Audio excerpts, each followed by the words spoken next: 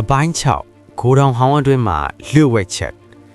မင်းခန့်သည်အိမ်တို့ဓာတ်ရိုက်မပြောင်းပဲ Golden Sun ကုမ္ပဏီအနီးတွင်ပုံအောင်ပြီးစောင့်ကြည့်နေခဲ့သည်ညင့်တန်းကောင်းရတဲ့အချိန်တွင်ကုမ္ပဏီနောက်ဖဲတကားမှလူတစုသည်တန်တရားဖစ်ဖွယ်အထုပ်ပိုးများကိုကားတစ်စီးပေါ်သို့တင်နေကြသည်ကိုတွေ့လိုက်ရသည်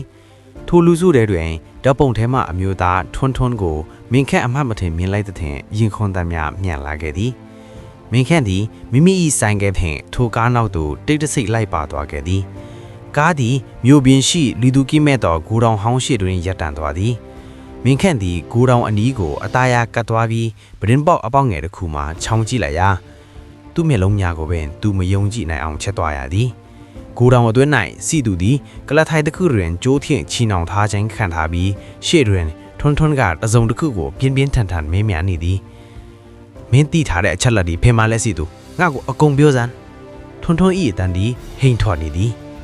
စီသူသည်ဒဏ်ရာများဖြင့်အားနေနေတော့လဲခေါင်းကိုသာခါရမ်းနေသည်မင်းခန့်သည်စီသူကိုကဲတင်ရန်ကြံရွေနေစမ်းသူ့နောက်ကျောဘက်မှတနတ်မှောင်တင်ထန်တစ်ချက်ကြားလိုက်ရသည်အေးဆက်ဆက်အတန်တစ်ဆောင်ကမင်းခန့်ဤနားသို့တိုးဝင်လာသည်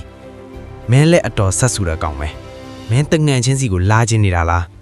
မင်းခန့်သည်အနောက်ကိုဖြည်းဖြည်းချင်းလွှဲလဲကြည့်လိုက်ရာ Golden Sun ကလုံခြုံရေးဝန်ထမ်းတဦးကသူ့ကိုတနက်ဖြင့်ချိန်ထားသည်ကိုတွေ့လိုက်ရသည်အပိုင်း9မှာဘာဆက်ဖြစ်မလဲ